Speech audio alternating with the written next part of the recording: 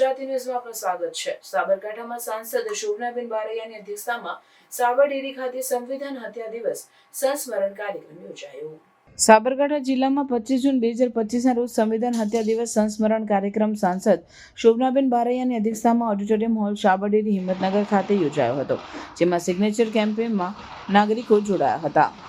આ પ્રસંગે શોભનાબેન બારૈયાએ જણાવ્યું હતું કે 25 જૂન 1975 એટલે સંવિધાન હત્યા દિવસ, જેને આજે 50 વર્ષ પૂર્ણ થયા છે।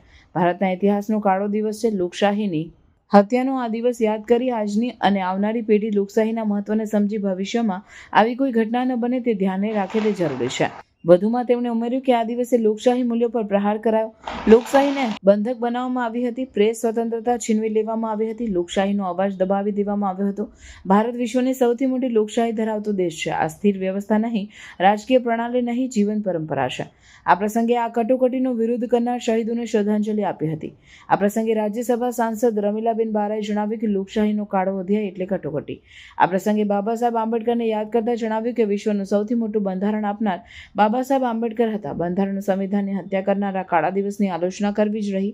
આ સમયમાં દેશના મુખ્ય 4 સ્તંભ વિધાનસભા, કારોબારી, ન્યાયપાલિકા, પત્રકારત્વ પર સરકારના નિયંત્રણ લદાયા હતા। આના વિરોધમાં ઠેર ઠેર પ્રદર્શન, ગુજરાતમાં વિદ્યાર્થી વિરોધ પ્રદર્શન થયા। મોટા મોટા લોક નેતાઓને કોઈ પણ કારણ વિના જેલ ભેગા કરી દેવામાં આવ્યા। દેશમાં ખૂબ જ અરાજકતા ફેલાઈ હતી, જેના વિરોધમાં આંદોલનમાં આપણા વડાપ્રધાન નરેન્દ્રભાઈ મોદીએ પણ ભૂમિકા ભજવી હતી। આજે સંપૂર્ણ રીતે લોકશાહીનું સંવર્ધન થઈ રહ્યું છે। આ કાર્યક્રમમાં મુખ્યમંત્રી ભૂપેન્દ્રભાઈ પટેલ ગાંધીનગરથી લાઈવ જોડાઈ રાજ્યના નાગરિકોને સંબોધિત કર્યા હતા। આ પ્રસંગે હિંમતનગર ધારાસભ્ય વીડી ઝાલા, નગરપાલિકા પ્રમુખ વિમલ ઉપાધ્યાય, જિલ્લા સમાહર્તા લલિત નારાયણ, સિંધ સાંધુ, જિલ્લા વિકાસ અધિકારી હર્ષદ વોરા, અગ્રણી કનુભાઈ પટેલ, વિજય પંડ્યા, સાબર ડેરીના ચેરમેન શામળભાઈ પટેલ, જેઠાભાઈ પટેલ, મહિલા અગ્રણી સુશ્રી કૌશલ્યા કુંવરબા, સાબર ડેરીના અધિકારીઓ, કર્મીઓ તેમજ મોટી સંખ્યામાં નાગરિકો ઉપસ્થિત રહ્યા હતા। Bureau chief Abid Alipura, Sabarkantha. આજે 25 જૂન સંવિધાન હત્યા દિવસ માટેનો આજે 50 વર્ષ થયા છે। એ કાળા દિવસને યાદ કરતા આજે આપણે સૌ અહીંયા ભેગા થયા છીએ। સંવિધાન પર એક પ્રહાર જો થયો હોય 1975માં, ત્યારે એ દિવસને આપણે કાળા દિવસ તરીકે યાદ કરીએ છીએ।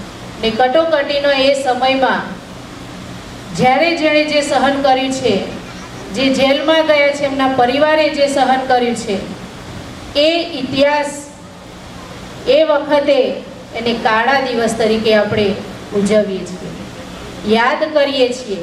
અને યાદ કરતા આપણે ફરીથી આ લોકતંત્રની હત્યા ન થાય એના માટે કટિબદ્ધ બનવા માટે સૌ ભેગા થયા છીએ। અહીંયા ઉપસ્થિત સૌ મહાનુભાવો તથા સૌને મારે એ દિવસ યાદ કરાવવાની કોઈ જરૂર નથી, કારણ કે બધાને ખબર છે કે સંવિધાનની હત્યાનું જો એ વખતે કોઈએ આ રચના કરી હોય એ ફક્ત ને ફક્ત સત્તાની ભૂખ દર્શાવે છે। આપણી સરકાર, હાલની સરકારે સત્તા નહીં પણ સેવાના કાર્યો કરી રહી છે। 25મી જૂન 2025 એટલે આજથી બરાબર 50 વર્ષ પહેલા 1975માં ભારતના લોકશાહી ઇતિહાસનો કાળો દિવસ એ આજે અધ્યાય લખાયો હતો।